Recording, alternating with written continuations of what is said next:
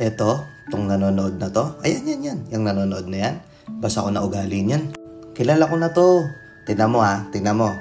Sasabihin ko kung anong klaseng tao tong nanonood na to. Panoorin mo to. Ikaw yung tipo ng tao na mas pinili mo na lang tumahimik. Mas pinili mo na lang wag magsalita. Kasi pagod na pagod na pagod na pagod ka nang magpaliwanag. Totoo, di ba?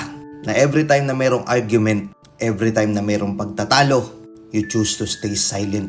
Yung halos na master mo na nga yung silent treatment eh. Kasi alam mo sa sarili mo na kahit magpaliwanag ka, kahit sabihin mo yung part mo, yung side mo, hindi ka rin naman nila pakikinggan. I-invalidate lang din naman nila yung part mo. Na kahit gaano kaklaro yung pagpapaliwanag mo about sa part mo, about sa side mo, hindi ka nila pakikinggan. Napagod ka na lang. Tapos tinatak mo sa puso't isip mo, nahaya mo na. Huwag mo na lang patulan. Ikaw to, 'di ba? Huy! Ikaw 'yon, oo.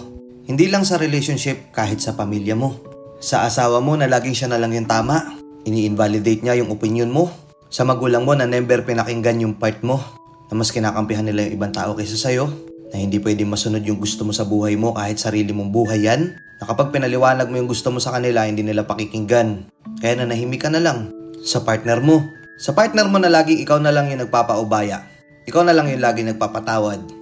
Tapos kapag may ginawa siyang mali, alam mong may ginawa siyang mali, ayaw mo na lang makipagtalo.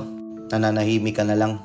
Kasi sanay ka na ini-invalidate yung feelings mo, kaya nagsawa ka na lang. Nagsawa ka na lang magpaliwanag. Ikaw to, di ba? Tingnan mo to. Tingnan mo to. Unti-unti niya nang nagigets na tama yung sinasabi ko. Di ba? Bago matapos tong video na to, may tatanong lang ako sa'yo. Hanggang kailan na ikaw yung magpapaubaya? Hanggang kailan mo kikimkimin yung feelings mo?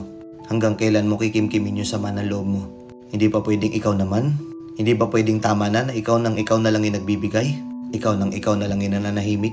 Kasi feeling mo, di ba, parang ang unfair? Pag sa side nila, pinakikinggan mo sila, pero pag side mo, hindi.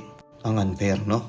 Alam mo, sa totoo lang, bilib ako sa ganyang karakteristik ng tao. Kasi alam ko hindi biro na ikaw na lang nang ikaw yung nagpapaubaya.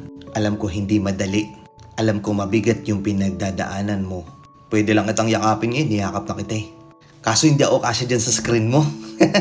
Pero kidding aside, kung iniisip mo wala nakakaintindi sa'yo, eto na yung video na yon para malaman mo sa sarili mo na meron nakakaintindi sa'yo. Na hindi ka nag-iisa. Alam ko yung hirap. Alam ko yung bigat sa pakiramdam na hindi napapakinggan yung side mo.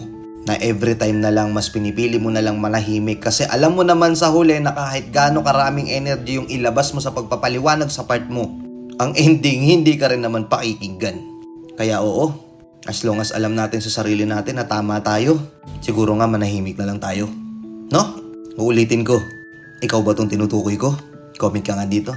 Let's go and peace out.